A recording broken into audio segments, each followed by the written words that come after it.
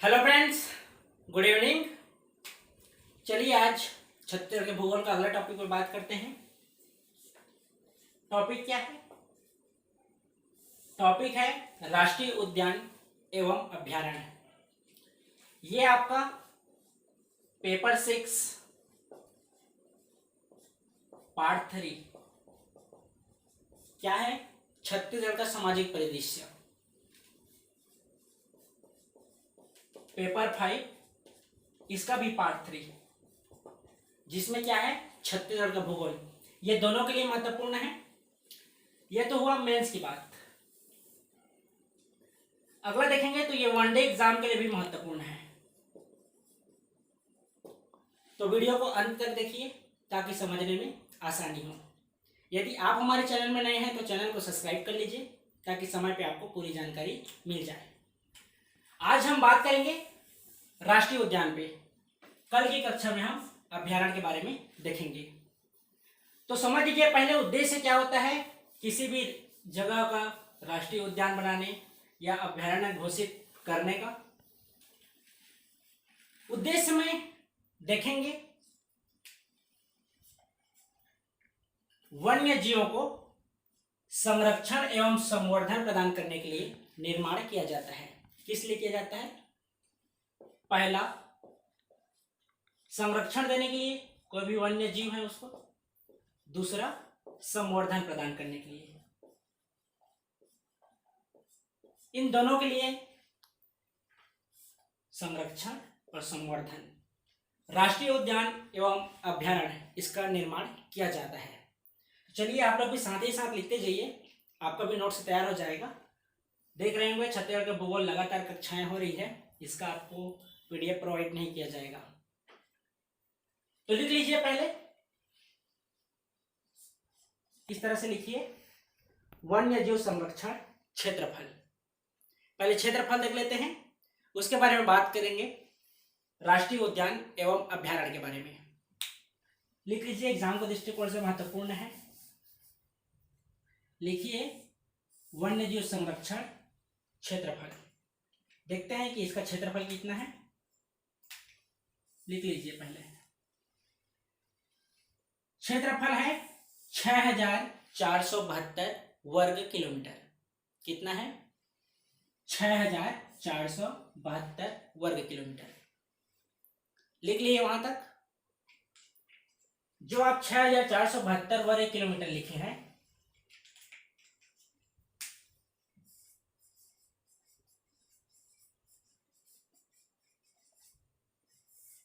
उसके नीचे आप दो भागों में इस तरह से विभाजित कर लीजिए। एक साइड लिखिए वन क्षेत्रफल का कितना प्रतिशत है, दूसरे साइड लिखिए राज्य के क्षेत्रफल का कितने प्रतिशत है। किसमें लिखेंगे?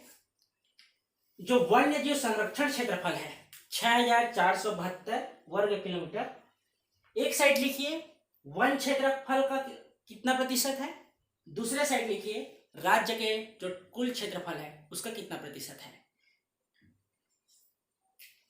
तो जो वन क्षेत्रफल है उसका 10.82%, 10.82% वन्य जीव संरक्षण क्षेत्रफल है, जिसके अंतर्गत राष्ट्रीय उद्यान है और अभ्यारण्य है। जो राज्य के कुल क्षेत्रफल है उसमें आप देखेंगे तो वन्य जीव संरक्षण क्षेत्रफल कितना है? 4.78%। लिख लीजिए 4.78%। ये आपके एग्जाम के दृष्टिकोण से महत्वपूर्ण है, पूछे जा सकते हैं क्षेत्रफल। लिख लिए वन्य क्षेत्रफल का कितना प्रतिशत है, तो 10.82%। राज्य के कुल क्षेत्रफल का प्रतिशत कितना है, तो 4.78%। चलिए आगे देखते हैं।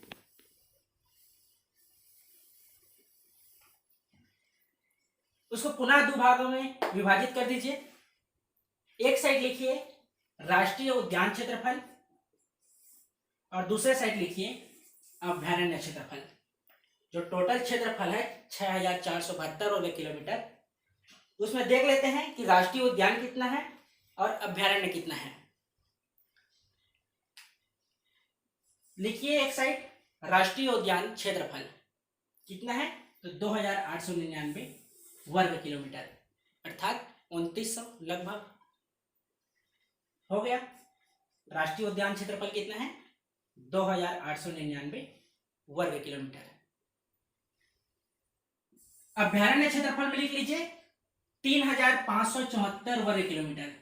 कितना, तो 3574 वर्ग किलोमीटर लिखिए आप अभ्यारण्य क्षेत्रफल में, और 2899 लिख लीजिए राष्ट्रीय उद्यान क्षेत्रफल में। लिख लीजिए यहां तक 2899 और 3574। उसके नीचे लिख लीजिए कि राष्ट्रीय उद्यान कितने हैं, तो हमारे छत्तीसगढ़ में 3 हैं। लिख लिए राष्ट्रीय उद्यान कितना है छत्तीसगढ़ में, 3 है, जबकि अभ्यारण्य कितना है, 11 है। लिख लीजिए दोनों को, राष्ट्रीय उद्यान वर्तमान दृष्टिकोण में 3 है, जबकि अभ्यारण्य की बात करें तो 11 है। जो 3 राष्ट्रीय उद्यान है उसको विभाजित कर लीजिए। पहले लिखिए इंद्रावती राष्ट्रीय उद्यान, दूसरा लिखिए गुरु घासीदास राष्ट्रीय उद्यान, तीसरा लिखिए कांगेर घाटी राष्ट्रीय उद्यान। 3 हुए, पहला इंद्रावती राष्ट्रीय उद्यान, दूसरा गुरु घासीदास राष्ट्रीय उद्यान, तीसरा कांगेर घाटी राष्ट्रीय उद्यान। देख लीजिए प्रीलिम्स वाले वनडे एग्जाम के महत्वपूर्ण से पॉइंट वाइज दिया गया है। मेंस में कैसे आप संकलित करेंगे, कैसे इसको लिखेंगे, आगे बात करेंगे। नीचे लिखिए 3 भाग में विभाजित कर लिए ना। चलिए पहले लिखिए इंदिरा राष्ट्रीय उद्यान के नीचे स्थापना, उसके नीचे लिख लीजिए कौन से जिले में निवास है, उसके नीचे लिखिए क्षेत्रफल कितना है, क्षेत्रफल के बाद उसके नीचे लिखिए कि यहाँ कौन कौन से प्रमुख जीव निवास करते हैं, अंतिम में लिखिए विशेष बातें क्या हैं, विशेष दे दीजिए। ये 5 पॉइंट लिखने के बाद इसी तरह 5 पॉइंट गुरु घासीदास राष्ट्रीय उद्यान के नीचे लिखिए। पहले में लिख लीजिए स्थापना कब हुआ है, दूसरा कौन से जिले में निवास है, क्षेत्रफल कितना है, कौन से प्रमुख जीव निवास करते हैं, और 5वां पूर्व नाम क्या है, ये एक्स्ट्रा है। 6वां विशेष क्या बातें हैं इसके बारे में देखेंगे। उसके बाद तीसरा है आपका कांगेर घाटी राष्ट्रीय उद्यान, इसमें भी वही कीजिए। पहला लिख लीजिए स्थापना, दूसरा जिला, तीसरा क्षेत्रफल, चौथा प्रमुख जीव कौन से निवास करते हैं, और 5वां विशेष क्या बातें हैं। लिख लिए। तो चलिए इंद्रावती राष्ट्रीय उद्यान, इसका स्थापना हुआ है 1978 में। लिख लीजिए स्थापना हुआ है 1978 में। वनडे एग्जाम में डायरेक्ट प्रश्न पूछा जाता है कि कोई से भी राष्ट्रीय उद्यान दे दिया रहेगा, आपको प्रश्न में पूछा जाएगा कि स्थापना कब हुआ है। लिख लिए इंद्रावती राष्ट्रीय उद्यान कब हुआ है स्थापना, 1978। गुरु घासीदास राष्ट्रीय उद्यान में लिखिए 1981, और कांगेर घाटी राष्ट्रीय उद्यान में लिखिए 1982। कब क्या हुआ, एक हुआ 1978, दूसरा 1981, तीसरा 1982। देखिए 1978 है तो ये पहला स्थापना हुआ, पहला स्थापना क्या हुआ तो क्या है, सबसे प्राचीन है ये 1982 में हुआ है, तो नवीन हुआ। ये 1978 वाला क्या हुआ, प्राचीन। 1982 वाला क्या हुआ, नवीन। आपसे प्रश्न में पूछा जाता है कि प्राचीन राष्ट्रीय उद्यान कौन सा है, नवीन राष्ट्रीय उद्यान कौन सा है, तो याद रखेंगे 1978, 1981, 1982। प्राचीन में है इंद्रावती राष्ट्रीय उद्यान और नवीनतम है कांगेर घाटी राष्ट्रीय उद्यान। हो गई स्थापना। उसके बाद देख लीजिए जिला कौन सा है, इंद्रावती राष्ट्रीय उद्यान कहाँ है, तो बीजापुर जिला में है। गुरु घासीदास राष्ट्रीय उद्यान कहाँ है? कोरिया व सूरजपुर में है। कांगेर घाटी राष्ट्रीय उद्यान कहाँ है? तो बस्तर में है। मैप बना लीजिए आप लोग छत्तीसगढ़ का, यहाँ डाल दीजिएगा कोरिया सूरजपुर, इस क्षेत्र में बस्तर और यहाँ बीजापुर। मैप बनाकर रखा कीजिए, जब आप प्रतिदिन बोलते आ रहा हूँ, जब क्लास प्रारंभ होता है उस समय आप ऐड कर लीजिए कि बीजापुर जिले में इंद्रावती राष्ट्रीय उद्यान है। गुरु घासीदास राष्ट्रीय उद्यान क्या है? कोरिया व सूरजपुर दोनों के मध्य में है। कांकेर घाटी राष्ट्रीय उद्यान बस्तर में है। एक पॉइंट याद रखेंगे, ये जो गुरु घासीदास राष्ट्रीय उद्यान है, जब इसे पटवारी एग्जाम हुआ था 2019 में, कब हुआ था? 2019 में, तो आंसर लिया गया है कोरिया जिला। अब आपको वहां यह देखना है विकल्प में क्या है, कोरिया है कि सूरजपुर है। दोनों विकल्प हो तो आपको कोरिया लेना है, क्योंकि पहले आंसर लिया जा चुका है। ठीक है, याद रखेंगे इस बात को। अगला देख लीजिए क्षेत्रफल। इंद्रावती राष्ट्रीय उद्यान का क्षेत्रफल कितना है? 1258 वर्ग किलोमीटर, अर्थात 1258 वर्ग किलोमीटर। लिख लीजिए 1258 वर्ग किलोमीटर इंद्रावती राष्ट्रीय उद्यान का। दूसरा लिखिए गुरु घासीदास राष्ट्रीय उद्यान, इसका क्षेत्रफल कितना है? 1441 वर्ग किलोमीटर, अर्थात 1441 वर्ग किलोमीटर। अंतिम में लिखिए कांगेर घाटी राष्ट्रीय उद्यान, इसका क्षेत्रफल कितना है? तो 200 वर्ग किलोमीटर। लिख लिए यहां तक। पहला का कितना है? 1258 वर्ग किलोमीटर, दूसरा का है 1441 वर्ग किलोमीटर, और कांगेर घाटी राष्ट्रीय उद्यान है 200 वर्ग किलोमीटर।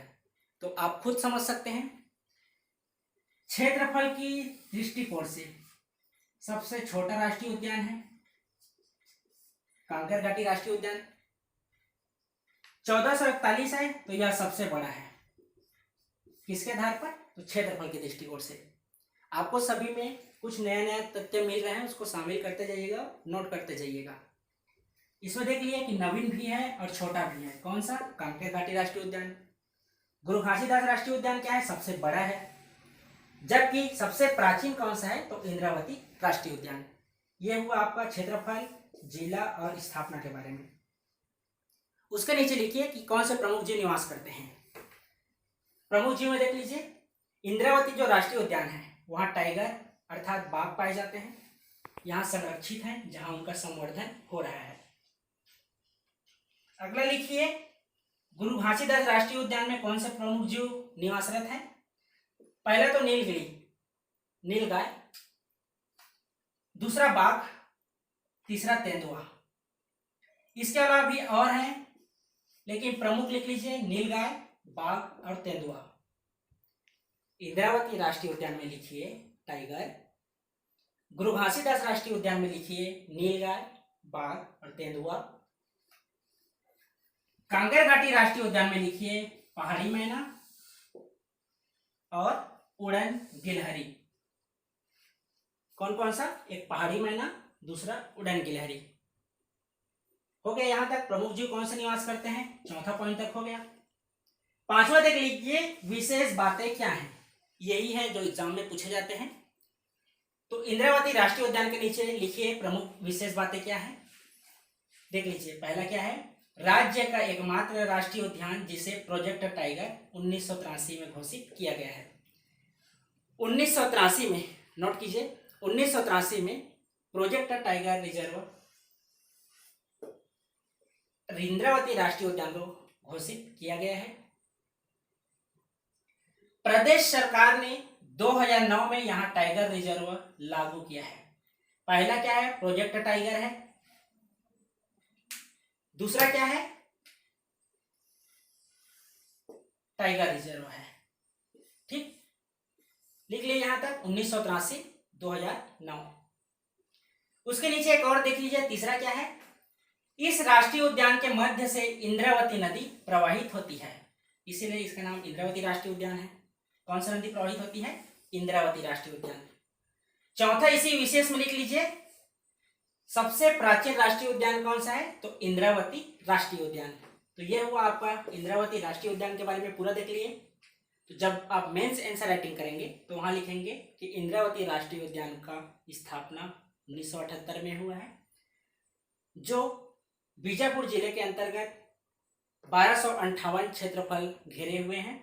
प्रमुख जीवों में टाइगर पाए जाते हैं, जिसे राज्य का एकमात्र राष्ट्रीय उद्यान 1983 में प्रोजेक्ट टाइगर के रूप में घोषित किया गया था, जबकि टाइगर रिजर्व इसे 2009 में घोषित किया गया है। इस राष्ट्रीय उद्यान के मध्य से इंद्रावती नदी प्रवाहित होती है। अंतिम में लिख लीजिएगा कि सबसे यह प्राचीन राष्ट्रीय उद्यान है। यह हुआ आपका इंद्रावती राष्ट्रीय उद्यान। इसी प्रकार गुरु घासीदास राष्ट्रीय उद्यान में देख लीजिए। पहले तो आप नोट डाउन कीजिए कि इसका पूर्व नाम संजय गांधी राष्ट्रीय उद्यान था। कब तक था? 2002 तक। जब राज्य हमारा स्थापना हुआ 1 नवंबर सन 2000 को छत्तीसगढ़ राज्य अलग स्थापित हुआ, तो 2002 में इसका नाम परिवर्तित कर दिया। जो पहले संजय गांधी राष्ट्रीय उद्यान था उसे गुरु घासीदास राष्ट्रीय उद्यान के रूप में घोषित किया गया। तो नाम परिवर्तित कब हुआ है? 2002 में। विशेष बातें देख लीजिए। क्या विशेष है? तो क्षेत्रफल की दृष्टि से छत्तीसगढ़ का सबसे बड़ा राष्ट्रीय उद्यान है। यहाँ पर देखे हैं कि सबसे बड़ा है। कितना क्षेत्रफल है? 1441 वर्ग किलोमीटर। तो यह हुआ क्षेत्रफल की दृष्टि से छत्तीसगढ़ का सबसे बड़ा राष्ट्रीय उद्यान। जिस तरह से आपको बताया यहाँ मेंस आंसर राइटिंग कैसे करना है, उसी तरह आपको यहाँ भी करना है गुरु घासीदास राष्ट्रीय उद्यान में। अंतिम देख लीजिए कांकेर घाटी राष्ट्रीय उद्यान। स्थापना देख लीजिए, जिला देख लीजिए, क्षेत्रफल देख लीजिए, प्रमुख जीव देख लीजिए। अंतिम देख लीजिए विशेष बातें क्या है। यह राज्य का सबसे छोटा राष्ट्रीय उद्यान है। किस आधार पर? क्षेत्रफल के आधार पर। कितना है? तो 200 वर्ग किलोमीटर। दूसरा देख लीजिए, एशिया का पहला बायोस्फीयर घोषित किया गया था 1982 में, जबकि 1983 में प्रोजेक्ट टाइगर इंद्रावती राष्ट्रीय उद्यान को घोषित किया गया है। यह दूसरा हुआ विशेष। तीसरा देख लीजिए, जो कांकेर घाटी राष्ट्रीय उद्यान है उसके मध्य से कांगेर नदी प्रवाहित होती है। कौन सा नदी? तो वो नाम पे ही आधारित है। कांकेर घाटी है तो कांगेर नदी प्रवाहित होती है। इंद्रावती राष्ट्रीय उद्यान है तो इंद्रावती नदी प्रवाहित होती है। चौथा इसी में देख लीजिए, जो कांकेर घाटी राष्ट्रीय उद्यान है वहां पर कांकेर घाटी में कुटुम्बसर गुफा स्थित है। कौन सा गुफा? कुटुम्बसर गुफा। एक बात और लिख लीजिए, जब लिखे हैं कि यह क्षेत्रफल की दृष्टि से सबसे छोटा है तो 5वां नोट डाउन कर लीजिए कि यह सबसे नवीन राष्ट्रीय उद्यान भी है। 1982 में स्थापित हुआ है। तो यह हुआ आज का हमारा टॉपिक राष्ट्रीय उद्यान के बारे में। कल की कक्षा में हम जो 11 अभ्यारण्य हैं, टोटल 11 अभ्यारण्य हैं, उसके बारे में देखेंगे, जिसमें हम बात करेंगे कि कौन से जिले में निवास है, उसका क्षेत्रफल कितना है, कब उसे घोषित किया गया है और कौन से जीव निवासरत हैं, इसके बारे में बात करेंगे।